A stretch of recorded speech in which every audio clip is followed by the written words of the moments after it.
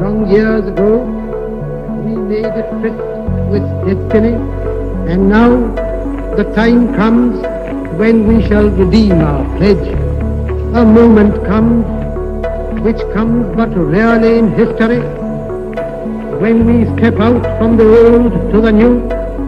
It is fitting that at this solemn moment we take the pledge of dedication to the service of India and her people and to the still larger cause of humanity.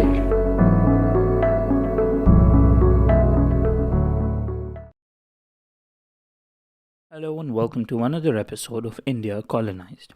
I am your host Umar Haq, and today we have with us our first guest on Guftagu, Dr Dinyar Patel. Guftagu, meaning a light conversation, are a series of interviews with scholars and authors of the subcontinent's history. Our special and first guest today, Dr Dinyar Patel, is an assistant professor of history at the S.P. Jain Institute of Management and Research in Mumbai. Previously, he taught in the Department of History at the University of South Carolina. He currently teaches courses on modern South Asia, the Indian Nationalist movement, and the British Empire.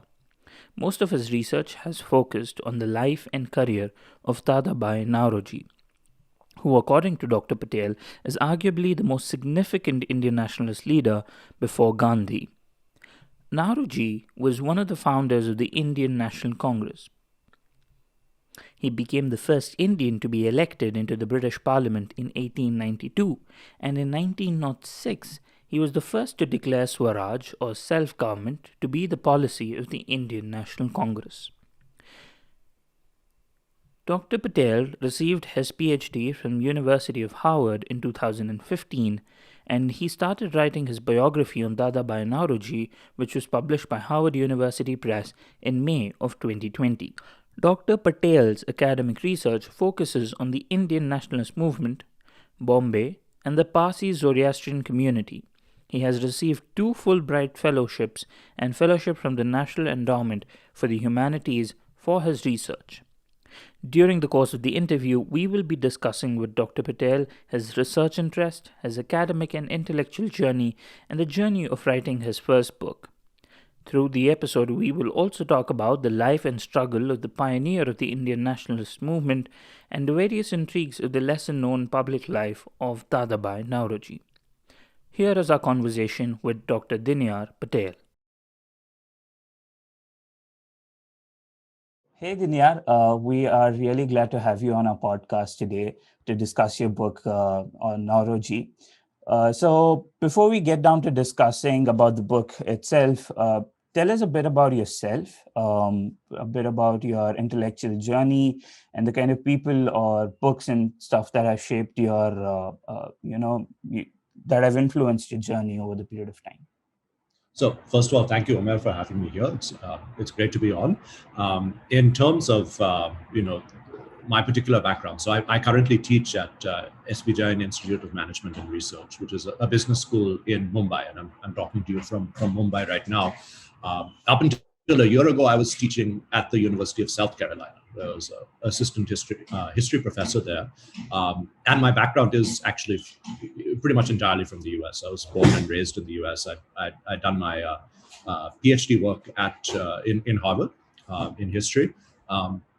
But throughout all that time, I also had one foot over here in India, either doing research or for family and such. And since my wife has a work here in Mumbai, we decided to make the shift here permanently last year. But in terms of intellectual, kind of like the intellectual trajectory leading to the book. So while I was at Harvard, I was very interested in doing a dissertation that focused on both nationalism and also something to do with the Parsi community. I myself am a Parsi. I've always been interested in the history of my community. And in so many ways, Dadabhai Naoroji was a perfect fit because, he was, arguably the most important nationalist leader before Gandhi. And of course, he came from the Parsi community. But I found more and more reasons why it would be a good idea to research him in this as I went on, in the sense that very little academic work has been done about him. not many people know much about him aside from maybe one or two lines they learned in school that he had helped develop this concept called the drain of wealth, and he had served in the British Parliament, but that's it. And there actually was much more stuff to his life and his story than just those two standard lines. So the project kind of evolved from that point onward. I mean, about 10 years ago, I began research at the National Archives in India, which took about 2 years or so to go through essentially half of his papers. His papers are quite big, and it was amazing just working with the actual primary sources there. There's just so much incredible historical material there.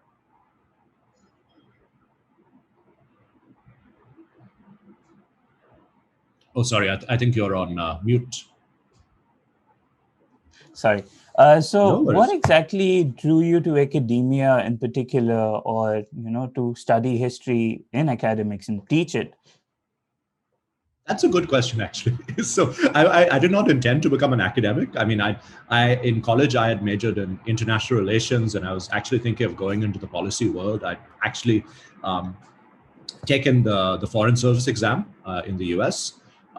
But this was right after, the war in Iraq and continuing war in Afghanistan. And I quickly realized after working 1 or 2 years in Washington that I just didn't want to go into that. And I always had a background interest in history. So even though I was doing policy work and I would, have to go to the Library of Congress in order to do research, I always found myself researching history instead. So I originally intended for the history PhD to just be kind of like a break before I went into something which I thought was more practical, more policy based. But as PhD programs tend to do, they kind of suck you in. And it's academia is obviously it's a very, very, very difficult field in order to make a career. And I tell that to everyone who is thinking of doing a PhD. It's difficult, especially since the 2008 crisis. I mean, the job opportunities have shrunk incredibly, but luckily I've been able to make it work. So I really love what I do, and I'm happy that I get to do something that really is my primary academic passion.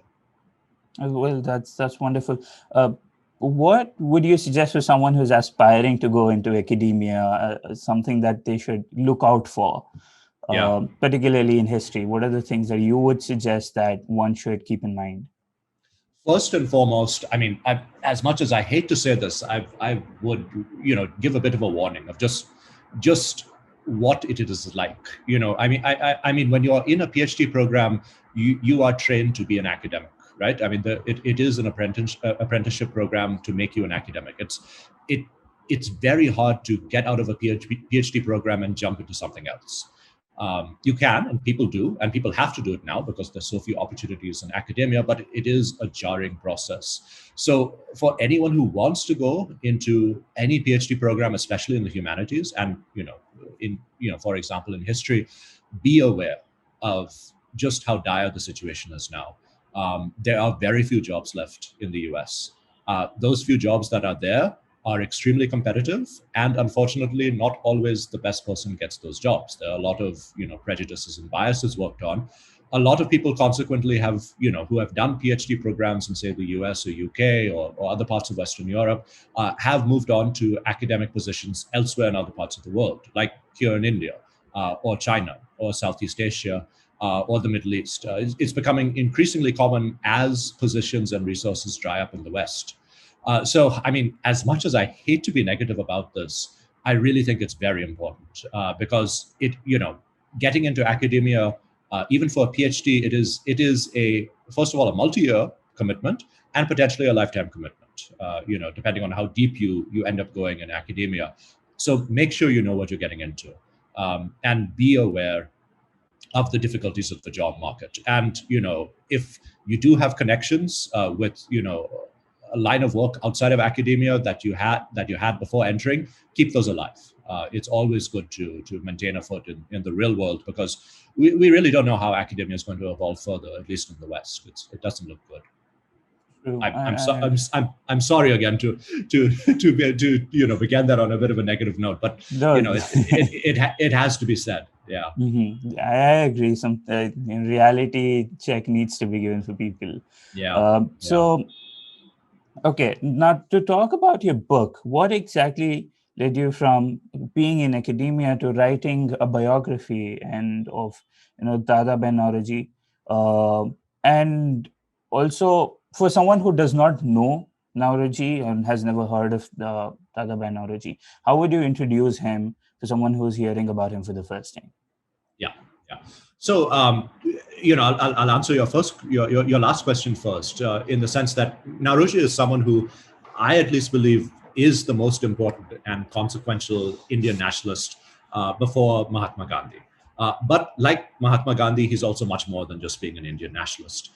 He was an important figure in the political world of the British Empire, Great Britain itself, and also the development of kind of like a global network of anti-colonialism. I mean, at the very beginning of the 20th century, you really started for the first time to have people who were connected in all different spheres of anti-colonial work around the world. And Naoroji was one particular example. I mean, he was interested in what was going on with, say, African origin populations in the West Indies. He was interested in broader colonial questions affecting, say, the emerging American empire in the Philippines, what the French were doing, the longer history of, say, the Spanish and the Portuguese. And he was committed to a very broad-based liberation beyond just that for India. I mean, so he supported West Indians. He supported women in their right to vote in Great Britain.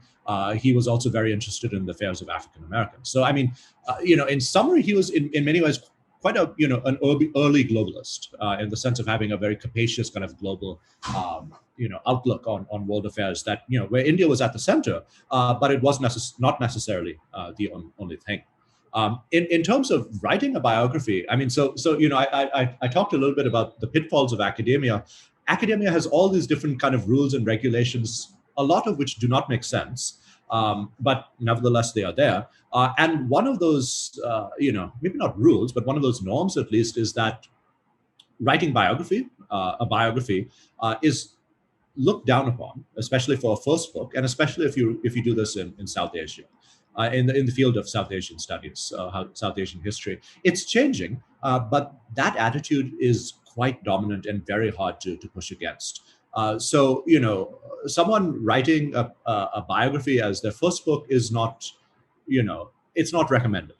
And I definitely got some pushback along the way, not from my advisors, but from other people. So there are certain inbuilt prejudices within the South Asian academic community towards things like biography, because it's thought to be elite history. It's thought to kind of premise an individual over broader societal demographics, and there's a whole baggage behind this, right? Intellectual baggage, subaltern studies, Marxist perspectives. But it's exciting to be part of a trend of change, at least in the South Asian academic community, in the sense that I know many other people now who are also writing biographies, or people who have done their first books and are now adopting a biographical approach for the second book. So I think there's a lot more receptivity towards this format now. True. I mean, there are a lot of people writing biographies these days. I remember attending the Bangalore Literature Festival, and they were talking about how a lot of Indian authors are now beginning to write in biographies. I think it was Sriram Ramesh in discussion with Manu Pillai, like how a lot of people are shifting towards discussing about biographies and how it was not the norm before. Exactly. So during your extensive research on Dadabhai, what were some of the most exciting and surprising facts or finds that you came across doing this research? And what might have been some of the limitations, your research limitations during the project? So the one thing that kind of answers both of those questions is the archival collection. So the Naoroji papers are kept at the National Archives in Delhi, and they constitute about 30,000 documents. So it's a very large collection. And this material has not really been gone over much by historians, prior to at least when I had the chance to take a look at it. I mean, there were about one or two people before me who had really comprehensively looked over that collection. So in that sense, it was an extremely exciting opportunity to see something that most people had not seen before. And I found an incredible amount of interesting insights in that collection. I mean, not just big things, right? I mean, I found certain big things like letters to and from Gandhi, or letters to and from British prime ministers, or correspondence with important people who I never imagined would have been in touch with Naoroji. I mean, anti-imperialist figures in America, certain journalists, figures writing from around the world. But the small things also, the relatively small things, were as interesting and exciting. I mean, Naoroji kept everything. He kept all of his incoming correspondence. So I'd find everything from like day-to-day receipts. I'd find letters from people asking for money, donation slips. So you could really reconstruct kind of the most intricate details of his life. Consequently, using this material, I mean, you could almost down to the day, kind of track what he was doing and how correspondence was coming in and coming out, and that for me was quite exciting to get that kind of a bird's eye perspective of someone's life as it developed over a period of years. But this was also the biggest challenge in the sense that the Naoroji papers, like all archival collections, they've decayed over time, and there have been losses. And since material in India tends to decay faster due to weather and bad preservation techniques, the damage was more accentuated. So Naoroji probably started keeping a collection of papers when he was in his 20s, in the 1850s. And his last papers are actually date pretty much until the time of his death in 1917. So there's a very broad temporal horizon for the papers to occupy, but almost all of the papers occur from after 1886 onward till about 1906.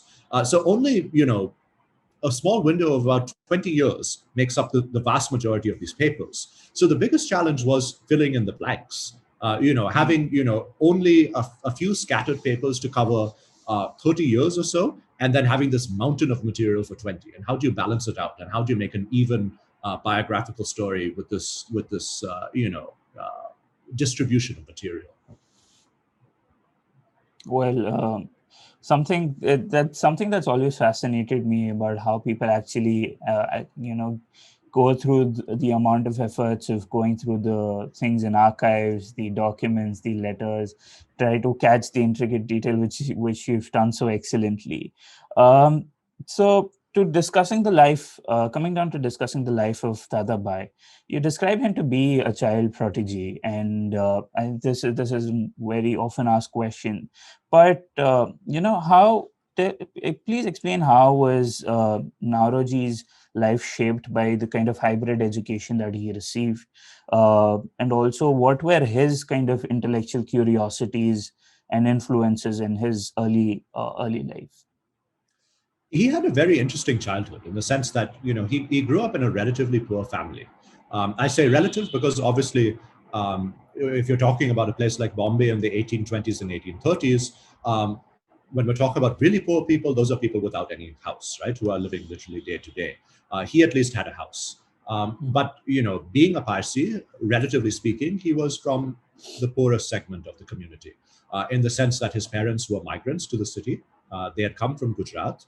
They had most likely escaped a famine in the areas that they lived in prior, Dharampur and Navsari. So, not very well off. Naoroji was being trained to become a priest, be in line of a hereditary priesthood, which, in Naoroji's family had extended back hundreds of years, but his father passed away at a relatively young age, and his mother, who was illiterate, decided to put him in school. And Naoroji really credited his mother throughout his life for really making him who he was. So, you talk about, even though his mother was illiterate, she knew the importance of schooling, and consequently, she put him in like a pathshala, traditional Indian school, which probably met somewhere on a sidewalk somewhere well, there probably weren't sidewalks back then, but on a road somewhere in Mumbai. And he probably met with a few other students who, like him, spoke in Gujarati, and they did basic math, basic reading, writing skills. That's it. But a little later, after a few years, with the encouragement of the Mehta in that particular pathshala, Naoroji's mother decided to enroll him in a new experiment that had been started in Bombay at public education, which was free.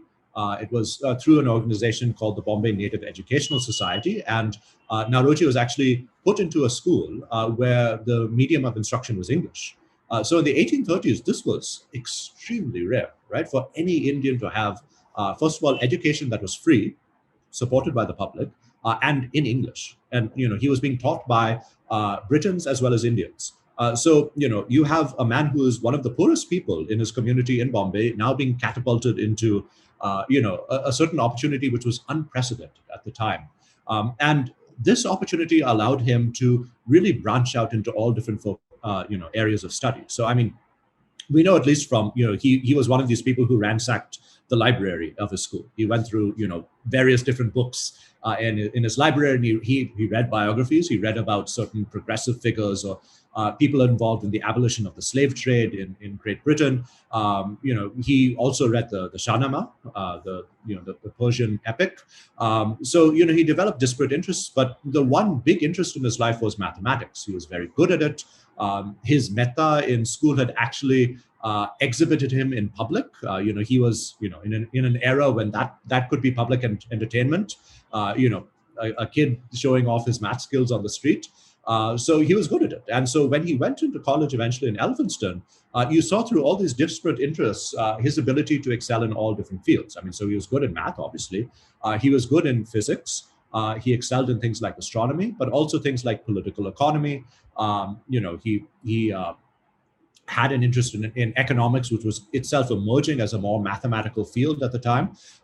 He would give lectures in all sorts of things, from the mechanics of an engine to the importance of studying mathematics. So it really was kind of a bit of a polymathic tradition that he inherited when he was going through Elphinstone in the 1840s.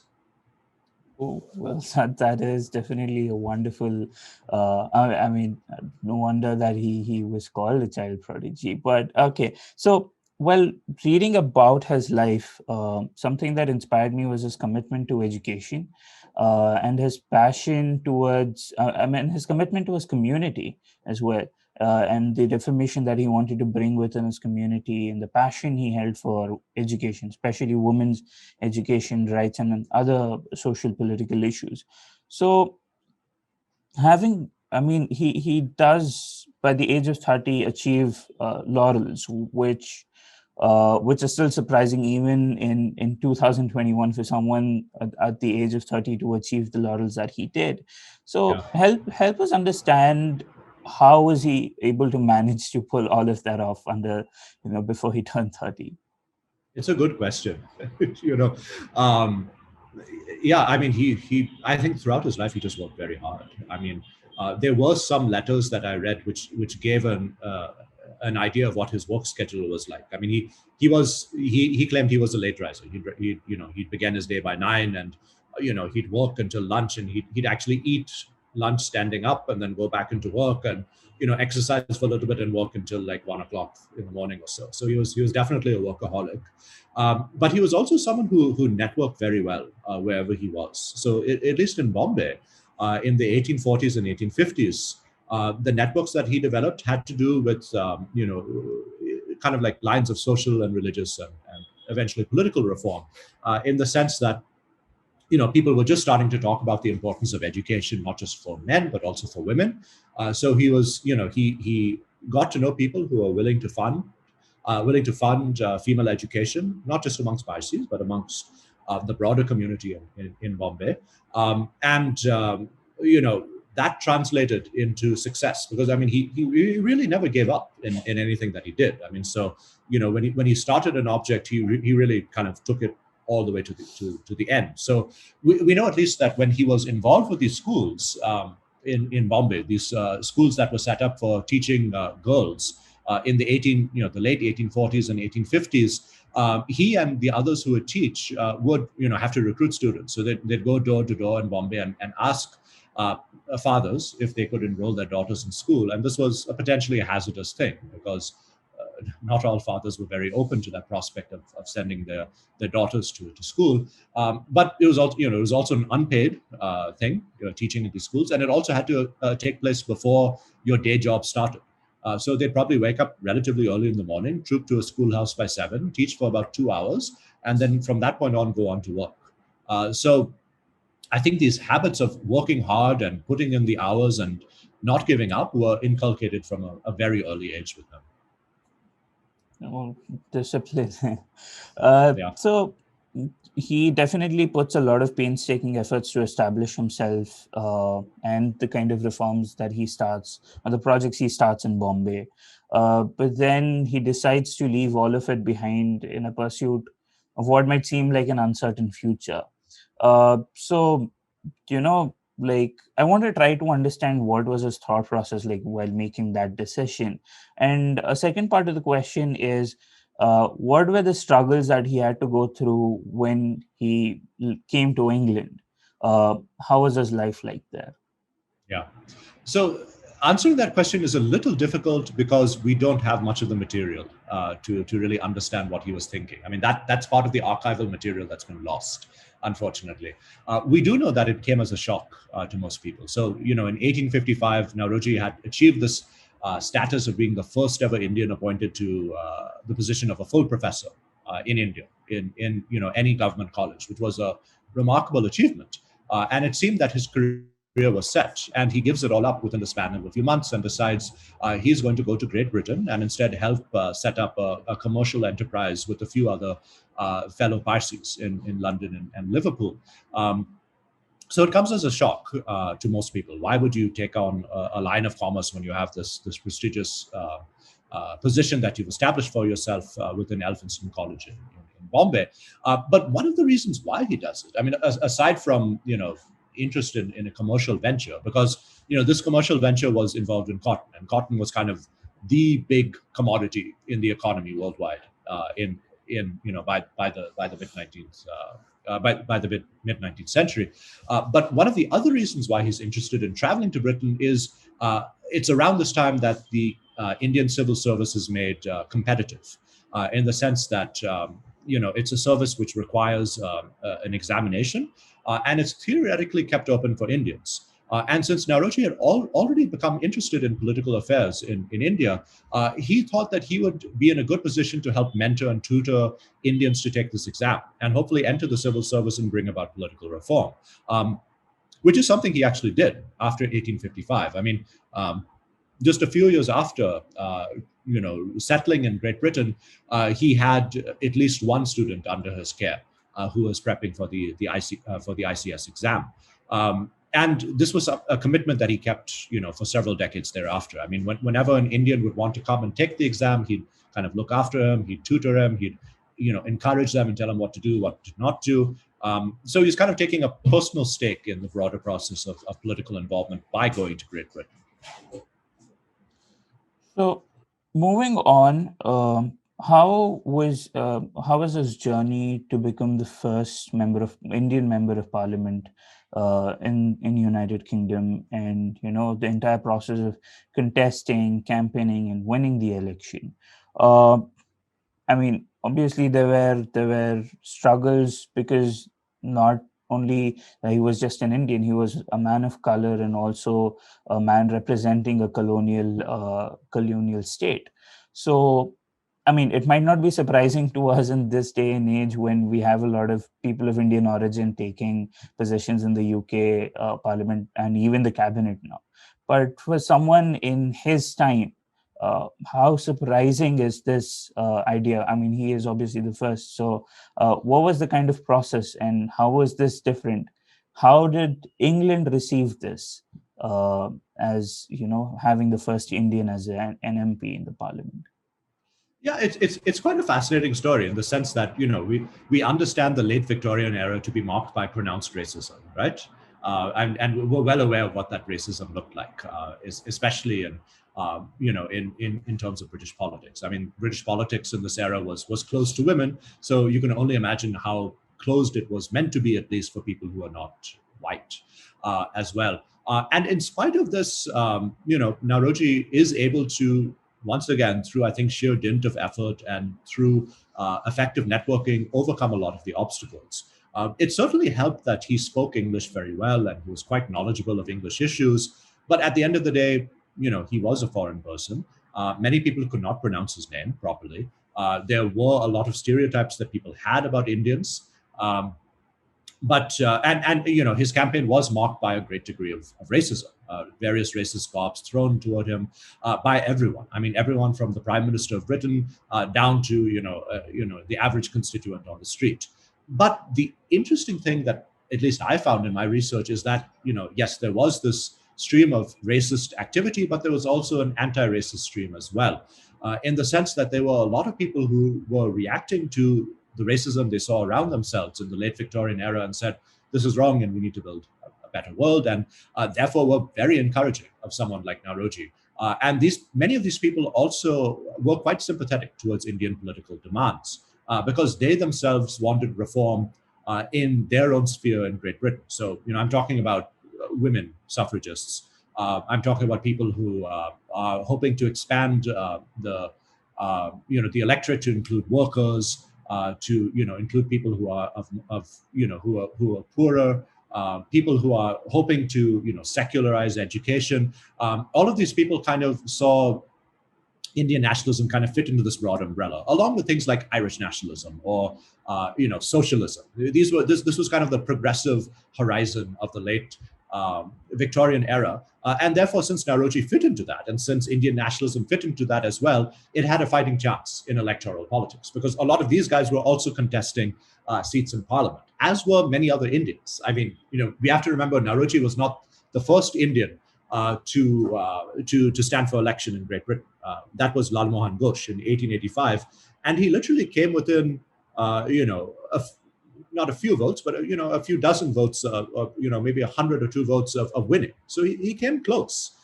So there was already a precedent of unusual, so to speak, candidates contesting, and again, since this was a man who was not one to give up. He tried for literally, nearly 4 years on this campaign effort, and eventually, one by one, all of his opponents within the Liberal Party fell away, and he won, as we know, by 5 votes. So it was a narrow victory, but it was victory nevertheless. Definitely. So one of the most highlighted parts of Naoroji's life is his theory of the drain of wealth. Something that everyone knows him for. So my question on the drain of wealth is 3 parts. First is I would want you to explain what the theory is all about. Second is, how did he arrive at the conclusion of the theory, and what was the process of developing this theory? And the third part is, what were the impacts of such a proposition, and what were the reactions to this theory, both in UK and in India? So the drain theory does not begin with Naoroji. There's a much longer prehistory, or I should say history of the drain theory, in the sense that there are people observing it as early as, say, the late 1700s in Bengal. People, British officials noticing the Bengal famine, for example, noticing the devastating effects of colonial rule upon the textile economy. And then eventually, of course, an Indian stream of thought develops. I mean, we have, examples here and there of Indians who are thinking about what was happening to the Indian economy under colonialism. Unfortunately, a lot of that material has been lost. It's much more difficult to piece together what Indians were thinking than what Britons were thinking, because those British people, their papers were kept much better. But we do know that, by the 1840s, when Naoroji was in school in Elphinstone, there were some of his fellow students who were a little older than him, who were Marathi speaking, and they were talking about something like the drain. They had actually formed a secret society that they called it, and they were writing in local papers. They were debating ideas of a drain of wealth, and they were in conversation with a much larger discussion of how colonialism had destroyed, say, the textile economy, how incidents of famine had increased under British rule. So Naoroji picks up on this heritage, and he definitely acknowledges it. I mean, in the first paper he delivers on the drain of, that touches on the drain of wealth, which was in 1867, he begins by saying, look, when I was in school, I remember these, Maharashtrian fellow students talking about something like a drain, and therefore, he goes to set out his ideas, and his particular idea on the drain was that, look, out of all the revenue that was being collected in India every year, a certain portion of that revenue, and the revenue, of course, is being collected by the government, a certain portion of that revenue did not get recycled back into the Indian economy. It was taken back to Britain. through various forms, right? Control of currency, exchange rate, and through things that were called home charges, or expenses paid, basically for quote unquote services rendered by the British government in the colonial system. So he was basically proposing that, therefore, the economy is decreasing by about 25% every year in India. Or at least the flow of revenue being collected is being decreased, which is a pretty startling charge to make, right? I mean, you're laying at the door of British imperialism this charge that you're siphoning that much money every year. But on top of that, he talked about kind of like a cascading series of effects that took place when so much money was taken out of the economy. People who were already at kind of the edge of starvation, people who already had barely enough money to eat and clothe and let them live in a place with a modicum of respect, were, with the slightest change in, say, weather patterns or in terms of natural disasters, pushed into starvation. So that explained things like famines, right? I mean, why are famines occurring under British rule? Because people are already so poor that the smallest thing will push them into starvation. So it was a multi-pronged idea, in the sense that not only was India getting poorer, but it was getting poorer because people were already destitute, and this cyclical poverty of India was pushing more and more people into a position where they could die of starvation, and it was also handicapping things like any form of proper capital development in India. There was a reason why big industrial factories had difficulty setting up in India, because there just was no capital there, very little at least, and most of the active working capital was being sucked away into a foreign country. So the last part of your question, in terms of how it was received, I mean, in the 1860s and 1870s, it was regarded as almost heretical, in the sense that there were many kind of angry letters to the editors in papers in Britain. People basically charged him with being seditious or treasonous. The dominant idea, of course, in Britain at this time was that imperialism was good. There was a reason why the British were going out and colonizing the world, because supposedly the British were spreading civilization and enlightenment and improving the economies. And Naoroji was really the first colonial subject to say, no, nothing doing. The exact opposite is happening. So you can imagine the amount of pushback that he received. But there were, again, some people who agreed with him. I mean, there were socialist figures like Henry Hinman, who, the whole process of being converted to a socialist frame of mind came in part from reading about what was happening in India. And people like Hinman became, great proponents of the drain of wealth theory, even after Naoroji had left the scene. So there were people who took up the idea. And as we all know, it was taken up later on by generations of nationalists, including people like Nehru and Gandhi. This drain theory had a very long legacy in terms of Indian nationalism. Agree. So, while he was in UK as his as an MP, what were his duties like in the office of being an MP, and what was his life like being an activist in the UK? Giving voice to colonial subjects, seas away, lands away.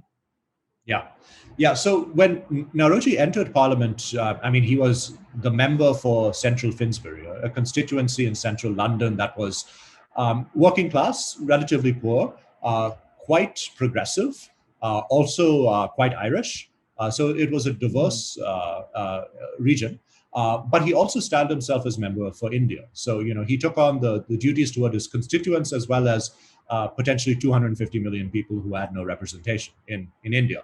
And on top of that, Indians in the diaspora, places like South Africa or Guyana in South America, actually wrote to him and said, "We regard you as as our MP and our representative too." So there was a huge responsibility he took upon his shoulders, and so consequently, his work responsibilities were multifold. I mean, firstly, with regard to his constituents in Central Finsbury, he did the day-to-day activities that we would expect any representative to do. If someone had difficulty dealing with the bureaucracy or getting certain paperwork done, he'd help them.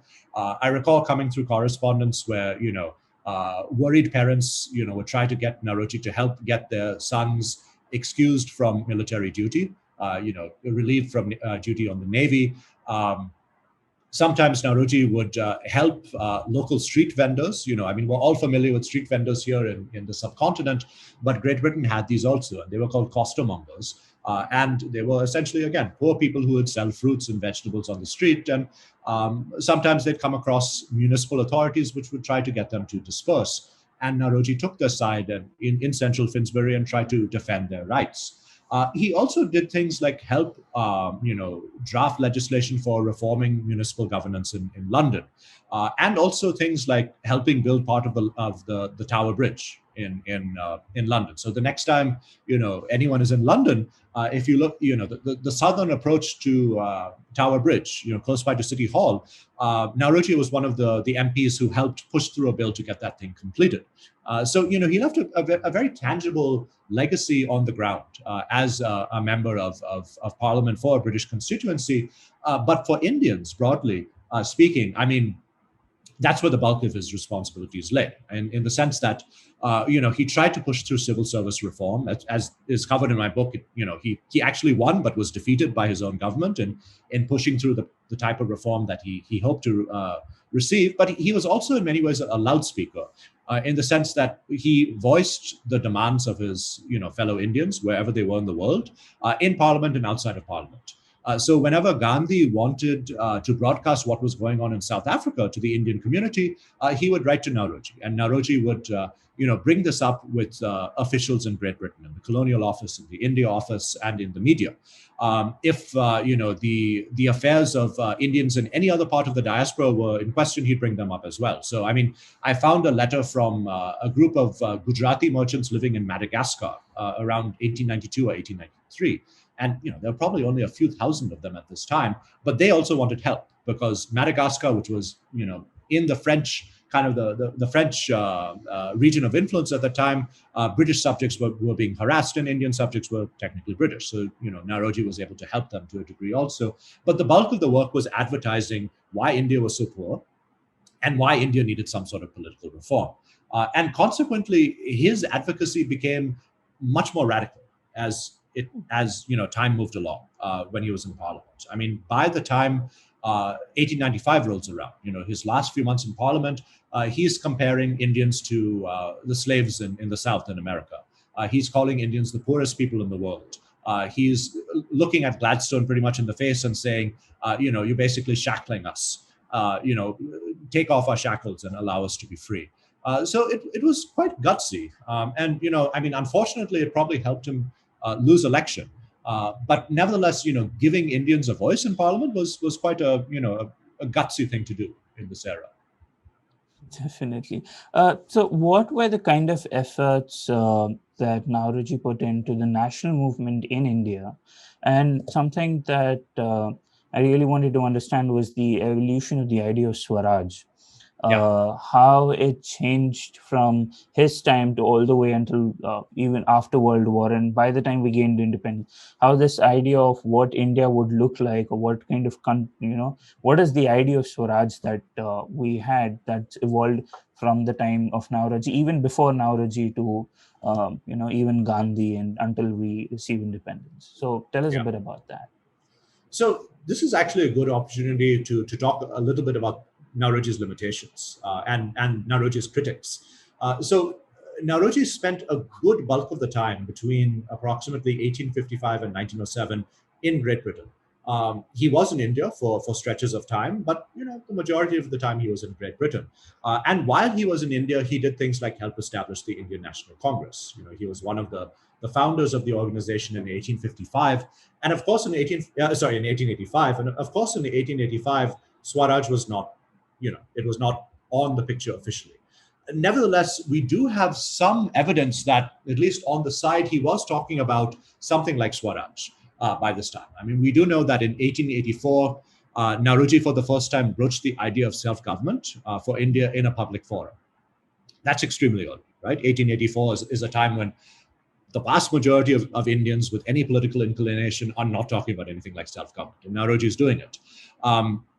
In the early Congress officially stayed far, far away from any ideas like self-government. I mean, it officially declared itself to be very loyalist, and Naoroji did as well. In 1886, when Naoroji was president of the Congress in Calcutta, he began his speech by talking about how, he and his fellow Indians were loyal. They were subjects of Great Britain, they were subjects of the Queen, and they were proud of it. So this does not seem nationalist on the surface at all. But I think it's important to realize what people were saying in public and what they were saying in private, and how that difference was navigated. And certainly in private, Naoroji was holding far more advanced views.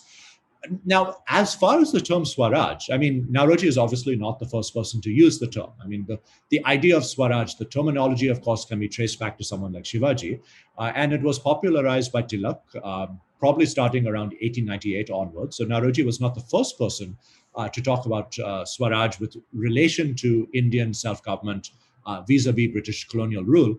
But Naoroji's significance was making Swaraj, an official goal of the Congress, which is what he does in 1906 when he's president of the Congress. Again, by 1905, 1906, the Congress is very divided. Should they support something like Swaraj, or should they, take a more moderate tack? And things like the Swadeshi movement had started, which was, again, pulling the Congress in different directions ideologically. And Naoroji said, look, we have this moderate heritage. We've talked about loyalty in the past, but let's be frank. I mean, our goal is Swaraj, and he left it very open-ended, within the empire, or what he said, Swaraj like Great Britain, which at least I've interpreted in the book to mean, full independence, which is something the Congress only really fully endorses only by 1930 with the Purn Swaraj Declaration. But this idea of Swaraj, when Naoroji voices it, really galvanizes the radical, stream within nationalism. We see people like Tilak, Lala Lajpat Rai, and others emboldened because now, a figure who's been so dominant within the Indian Congress has himself thrown his weight behind Swaraj. And even people like Gokhale had been very hesitant to publicly support it. And now, Gokhale Sr. himself was supporting the concept of Swaraj. But as I said, this is also a good opportunity to look at the limitations of Naoroji's political views. People like Tilak were writing to Naoroji before the 1906 Congress and saying, look, you are in Great Britain, you don't understand how far things have advanced in India since you are last in the country. And Naoroji had last been in the country for a long period of time, probably as far back as 1893. So that's a long period where he's not back in the country for a significant amount of time. He made trips here and there, but still. So Tilak was essentially saying that, look, if you were in India, instead of spending your time in Britain, you're doing political work, obviously, in Britain. You're running for, you're standing for parliament, you're advocating India's cause there. But if you were in India, you'd understand that the situation has changed and that people like, myself, talking from Tilak's perspective, are now making an earnest argument for going a step further than just, demanding reforms, petitions, etc. We need something bigger. So that was the major criticism that, and I think it's a valid criticism as well, that radicals were giving Naoroji at the very end of his political life. So, how was he fit into this entire politics of Indian National Congress, and what was the kind of influence that he exercised in the nationalist movement circle here in India, especially? For the vast majority of his career, you could classify him as being, probably the most radical member of the Indian National Congress, up until the 1890s. When people like Tilak and all emerged. I mean, even people like Bipin Chandra Pal, I mean, a lot of their political education had taken place under Naoroji. When Pal had gone to London, he had worked with Naoroji. I mean, he had spoken at engagements with Naoroji. And it's only later that people like Pal actually break from Naoroji and kind of start to criticize him. But towards the end of his political life, starting from about maybe 1902 till about 1906, he kind of falls in between two positions. He's always been regarded as this radical exponent of nationalism, kind of a few steps ahead of everyone else. But now radicals regard him, a new group of radicals have emerged, people like Tilak and Lala Lajpat Rai and Bipin Chandra Pal and Shyamji Krishna Varma and others. And they regarded Naoroji as being too moderate. And they start to criticize him. Meanwhile, the moderates in the Congress, people like Gokhale and Firoz Shah Mehta, are worried that he might be too radical. People like Ramesh Chandra Dutt. So he he kind of doesn't satisfy other, either constituent here, which is one reason why he's selected to lead the Congress in 1906, because he was, a compromise candidate that both the radical and the moderate camps could agree upon. And as I say in the book, I think he kind of gives like a parting gift to the radicals by talking about swaraj, and that legacy, I think, really kind of ensures his broader legacy within Indian nationalism in general. I mean, first of all, he gives this impetus towards swaraj and this idea of a clear, concrete political role, but he frames it specifically in terms of things like the drain of wealth and Indian poverty, and that sets up in many ways the next stage of nationalism, where poverty does continue to get entrenched as the central element of why India deserves independence, right? By Gandhi, by Nehru, India was poor. The poverty was created by British colonial rule, and therefore, in order to get rid of this curse of poverty, British rule had to end. So, I mean, you see a very clear legacy, and you do see acknowledgements by people like Nehru and Gandhi all over the place in terms of, what the economic, the legacy of economic thought that people like Naoroji had bequeathed to that generation. Yeah. So what was the kind, for someone to try and understand or have a perspective of Naoroji in today's world, what is the kind of relevance that he holds or his works hold to our current understanding of how we see India and the kind of progress we've made after 70 plus years of independence? Yeah. I think that the multiple ways to see Naoroji's relevance today in India or around the world, so to speak. I mean, in the sense that this idea of the drain theory and the idea of poverty in India is still hotly debated, right? I mean, there's still people who debate the whole concept of the drain of wealth and debate causes of poverty in India. But Naoroji was not just trying to advocate why, through an academic study, why poverty existed. He also, in his work, he was making the argument that poverty was the central reason for, political reform. And that, unfortunately remains the same in India. I mean, obviously, huge strides have been made in eradicating poverty. And we're not talking about a situation now where, vast tracts of the country live on the edge of mass famine every few years. But, face it, right? I mean, India still has, terrible levels of poverty.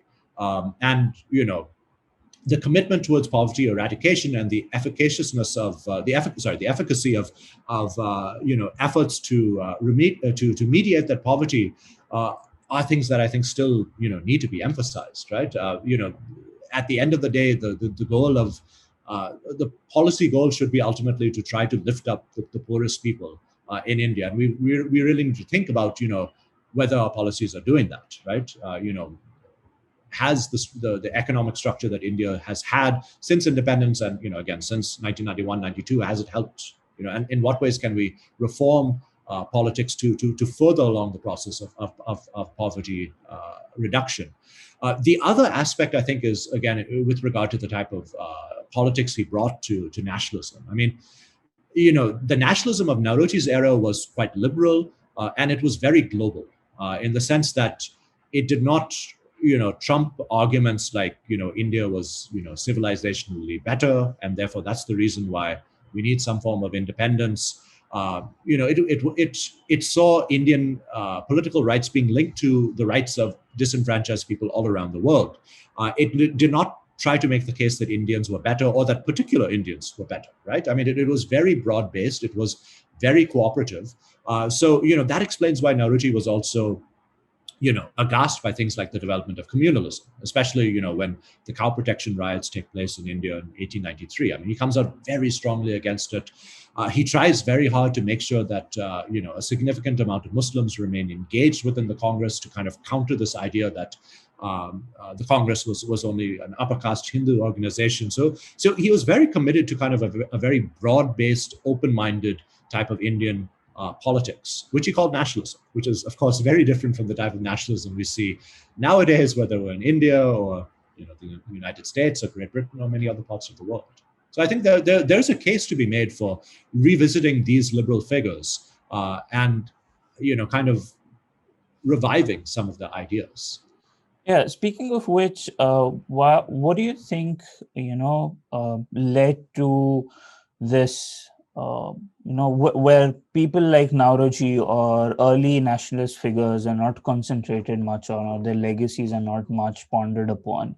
And, what has actually led for people to concentrate more on the later nationalists, people like Gandhi and Nehru and Patel, but not on people who actually built the foundations of the nationalist movement. Why has the popular understanding of the people, shifted or has completely kind of ignored that section of leaders? The dominant narrative is that early Indian nationalism, the nationalism before Gandhi, at least the dominant popular narrative, I should say, was relatively ineffective. It didn't do much. It was not terribly popular. It was largely confined to a group of English-speaking elites who largely debated amongst themselves and did not get much stuff done. And it was only really after Gandhi entered the picture that nationalism really started. I mean, so much so that I remember several of my peers in graduate school talking about something called proto-nationalism, nationalism before nationalism, so to speak. And I kind of stopped them in the tracks and said, what are you talking about? I mean, you can trace nationalist ideas back to, the 1840s, 1850s, depending on how you define nationalism. It's very hard to say something is proto-nationalist and something is nationalist. So that's been the dominant narrative. And I really would like to help push back against that narrative. Because yes, I mean, obviously Indian nationalism was not as popular as it was under Gandhi. Obviously, there's no question about it. But it was still quite popular. It was more popular than we think it was. As early as the 1880s, people like Alan Octavian Hume are convincingly showing evidence that, the Congress Party is holding elections in India where the electorate is already larger in size than the electorate of Great Britain. I forget what the exact figure is, but maybe around, somewhere on the order of 5 to 10 million people. Were voting in Congress elections, for essentially being elected to be a delegate to a Congress session. So, this habit of democracy was already being inculcated. Things like, participation of women were being discussed. The first women delegates in the Congress, I think, were in 1889 in Bombay. So there was already discussion about, the role of women in politics in India, which is, of course, very early in comparison to any other place in the world. And things like, judicial reform, police reform, the importance of a free press, the importance of freedom of speech, these were all being discussed. So I really think in many ways that early nationalism is quite central to the story of how India got its independence. But I can understand at the same time why people like Gandhi and Nehru and Patel and others dominate the story, right? Because, I mean, they were the last generation. And of course, I do not mean to diminish their accomplishments in any way or form. I mean, they are known legitimately for what they did because, they actually achieved independence, which was, dreamed of for generations. I mean, people in Naoroji's generation did not think independence would occur for India for another 100, 150 years. And yet, within, a few decades after Naoroji's death, India was free. So, I mean, there are reasons, but of course, there also are political reasons why certain people are favored in the narrative today in India. So, what do you think, people should do? Or one, like I particularly believe the onus falls on, people who are actually in schools, people who are teaching us history, from where we actually get our understanding of history to tell us more about these figures. But what do you think, one should do as someone who's enthusiastic about history? Not only that, but also someone who teaches history like yourself, to bring these people or these kind of figures into the popular narrative, to kind of tell that everything is not black and white, and it's not everything to be put in squares. It's just a whole array of colors, and there's a whole spectrum to look at. That is pretty much exactly what I was telling my class yesterday.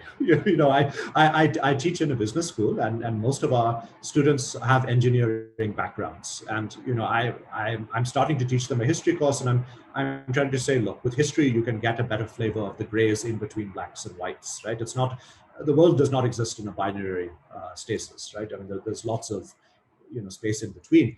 And I think the best way to kind of nuance the perspective is, again, to kind of take the narrative that we all get in grade school about history, whether it is American history or Indian history or British history, what have you, and talk about what's right and what's wrong, and what potentially could be right and wrong, and what else is missing in this narrative.